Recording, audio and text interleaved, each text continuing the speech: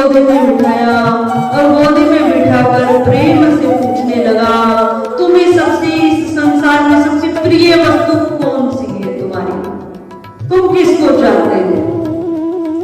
पहली बार पुत्र को प्रेम से अपनी गोदी में बिठाया और पुत्र ने किसका नाम लिया?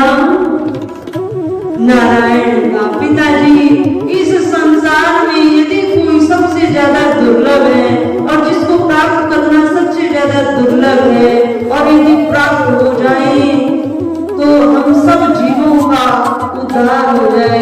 पिताजी, मुझे नारायण बहुत पसंद है।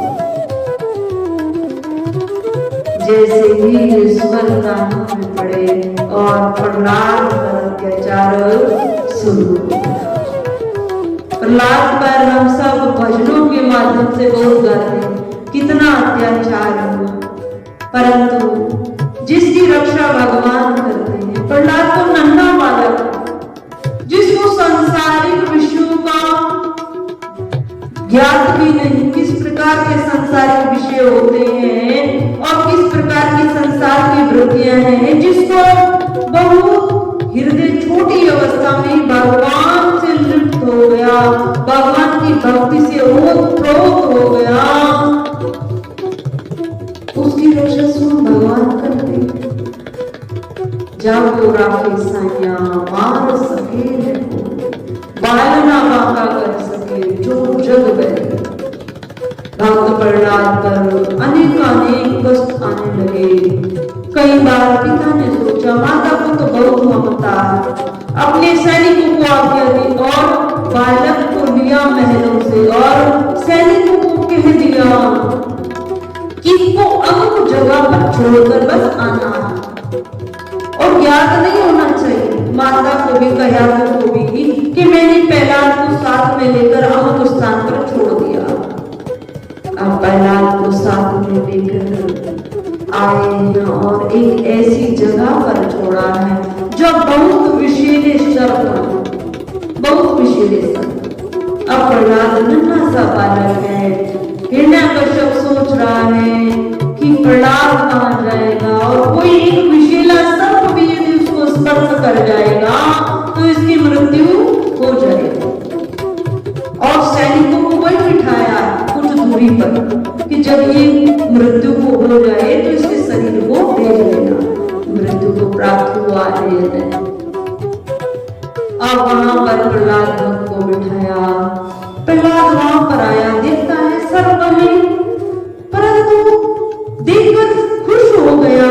ये तो श्री हरिनारायण भगवान क्षीर सागर में शयन करते हैं तो भगवान का आश्रय ही लाभ होता है। ये तो मेरे श्री हरिनारायण की सेवा में रहते हैं। इस प्रकार का भाव आया। वहां पर नारायण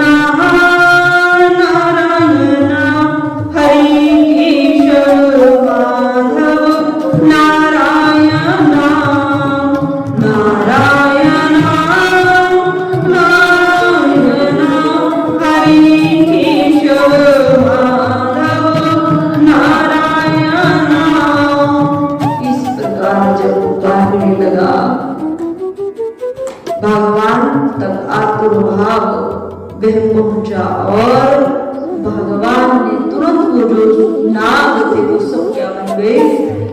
पुष्प बन गए। हमारी जो दृष्टि थी उसमें पुष्प बन गए, पर वे नाग तो नाग ही रहे और उन्होंने नागों ने एक प्रहलाद भक्त को स्पर्श तक नहीं किया, जबकि नागों का झुंड पड़ा हुआ था। उसके पश्चात ऐसे ऐसे दृश्य देखने में समाज में भी आ जाती है तो कथा, परंतु हम समाज में भी देखेंगे कई बच्चे ऐसे आए कि नीचे जल का बोरिंग करा रहे थे और उसमें वे बच्ची चली गई और जाने के पश्चात अब उसको निकालने में समय लगा। अब अंदर से ही उसने आवाज, अब कितना अंधेरा है अंदर। हम जब कक्ष बंद करके देखें, लाइट बंद करके, वो जो अंधेरा है उससे कई 4 गुना ज्यादा अंधेरा नीचे है। 6 फुट की जो और गहराई में जाए तो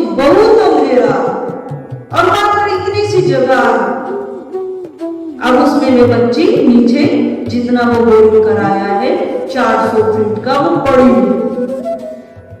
और वहां से उसने आवाज लगाई है।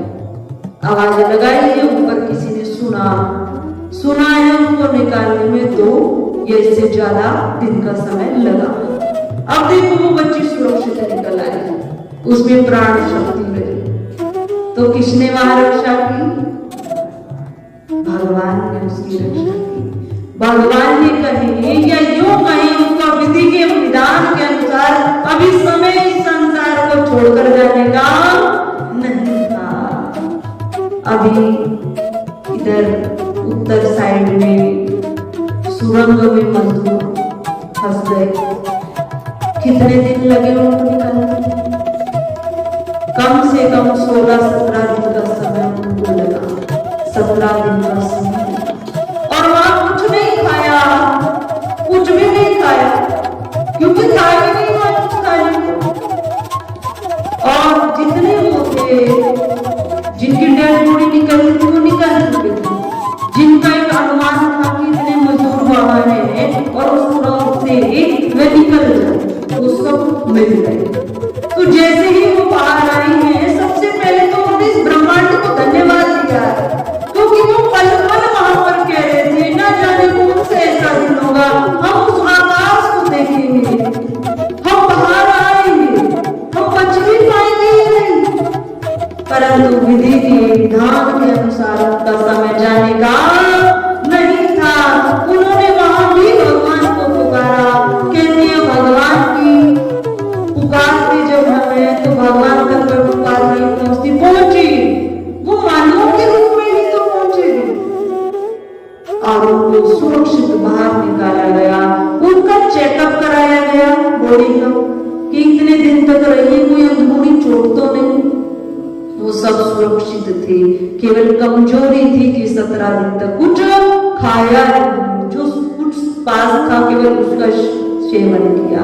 और सारे भाई सुरक्षित निकल कर आए और इस ब्रह्मांड को बारंबार वो धन्यवाद देते हैं कि हमें जीवन दान मिला। तो इस सृष्टि में भी ऐसे कार्य समय समय पर होते।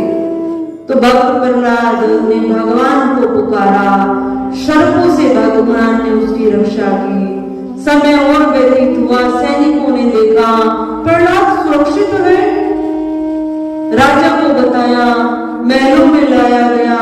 अब दोबारा दंड देने की विधि क्या रही कि पर्वत से गिरा दिया जाए। अब पर्वत से गिरेगा नन्हा सा बालक है, और कहां पर गिराया जाए? झील, नीचे झील थी पानी की, उसमें गिरा दिया जाए तो पता भी नहीं चलेगा और मृत्यु को प्राप्त हो जाएगा। अब पर्वत से गिराया प्रहलाद को, पर गिराया जरूर, जैसे एक वस्तु नीचे आकर बैठ जाती है, ऐसे भक्त प्रहलाद आकर पृथ्वी पर सुरक्षित बैठ गए। और जिस समय गिराया था उस समय भी भगवान का भजन करने लगे, नारायण हे नारायण हे नारायण हे नारायण। भजन किया और सुरक्षित स्थान पर बैठ गए। देखा राजा ने सैनिकों को भेजकर, इसको कष्ट नहीं हुआ, ये मृत्यु को प्राप्त नहीं हुआ। सैनिक भी इस चीज से देखकर भक्त प्रहलाद को आश्चर्य करते थे कि यदि हम अपने सैनिक को इस प्रकार का दंड देंगे तो मृत्यु को प्राप्त हो जाएगा, परंतु भक्त इस प्रहलाद का नन्हे से बचेगा, एक बार भी मौका नहीं होता। अब क्या किया पिता ने? अब देखता हूं इसकी रक्षा कौन करता। अब इसको जलती हुई अग्नि में बैठाता हूं, देखता हूं जलता कैसा नहीं। गिराने से कुछ नहीं हुआ, सर्पों ने नहीं डसा। तो अब उसको, जो हिरण्यकश्यप की एक बहन थी, बहन ने वरदान पाया था कि अग्नि मुझे स्पर्श नहीं कर सकेगी, अग्नि से मैं सुरक्षित रहूं। और भगवान ब्रह्मा जी ने उसको ये वरदान दिया था।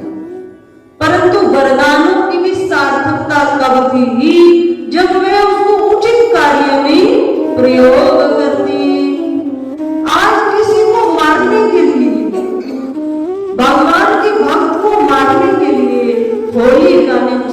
वरदान का दुरुपयोग किया, जलती हुई अग्नि में बैठी कि अग्नि मुझे स्पर्श नहीं कर सकती, वरदान मुझे प्राप्त है। पर इस प्रहलाद को वरदान प्राप्त नहीं, ये तो जलकर भस्म हो जाएगा, मैं अग्नि में इसको लेकर बैठू। अब जैसे ही अग्नि में लेकर बैठे तो भक्त प्रहलाद की रक्षा हो गई और होलिका जल गई। अर्थात जो दूसरों को कष्ट पहुंचाना चाहता है, दूसरों को कष्ट देना चाहता है, भगवान कहता है जिसको तुम कष्ट देना चाहते हो उसकी तो रक्षा नहीं करूंगा, परंतु तुम कष्ट दे रहे हो तो तुम्हें स्वयं तुम्हारे जीवन में अपार कष्ट होगा। तुम जिसके लिए गलत कर रहे हो तुम उस गलत कार्य में स्वयं भी लिप्त हो जाओगे और जीवन में अपार कष्ट तुम्हें होगा। हम दूसरों के लिए खाई खोदे, हम सोचे हम बच जाएंगे तो हम ही गिर दें, वह बच जाएगा जिसके लिए किया। ये क्षणिक दुख भी आ जाए फिर भी उसकी रक्षा हो जाएगी। क्यों? क्योंकि हम सब अपने भाग्य का पा रहे हैं। प्रभु ने जो हमें कष्ट हमारे कर्मों के अनुसार हमें मिलने हैं सो मिलेंगे। यदि कोई भाई उसमें इंटरफेयर करता है, उसकी सोचता है सुख कम हो जाए, मैं दुखों को बढ़ा दूं, तो तुम तो भगवान की बराबरी कर रहे हो। कष्ट भी उसके जीवन में उसकी भाग्य के अनुसार आएंगे और सुख भी उसके जीवन में उसके भाग्य के अनुसार आएगा। तो हम सोचिए उसके कष्ट के हेतु बन जाए, अपार उसको कष्ट दे तो भगवान की बराबरी कर रहे हो ना। तो भगवान कहता है उसकी तो मैं रक्षा करूंगा, पर इस त्रिलोकी में तुम्हें कोई बचा नहीं पाएगा, तुम्हें इतना कष्ट होगा। इस प्रकार होलिका स्वयं चली गई और भक्त प्रहलाद सुरक्षित रहे। जब देखा हिरण्यकश्यप ने ये बालक मृत्यु को प्राप्त नहीं होता, अपार कष्ट हमने ने इसको दिया, और जो सैनिक थे वो भी मन में इस भाग को लाने लगे कि ये बच्चा चमत्कारिक।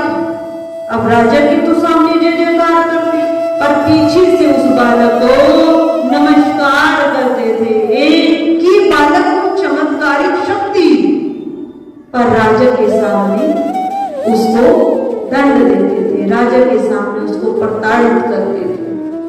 समय बढ़ा, अत्यंत क्रोध हिरण्यकश्यप को कि देखता हूं इसको इतने कष्ट दिए तब इसकी मृत्यु नहीं हुई, अब इसकी मृत्यु अवश्य आएगी।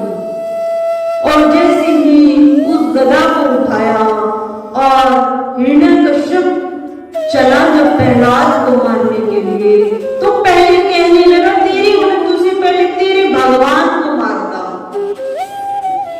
अब बता प्रहलाद, तेरा भगवान कहाँ कहाँ रहता है, कहाँ है तेरा भगवान? मैं पहले उसके पास ही जाकर उसे ही मारता हूँ। हाथ में गदा को लिया और इस प्रकार के शब्दों को बोला।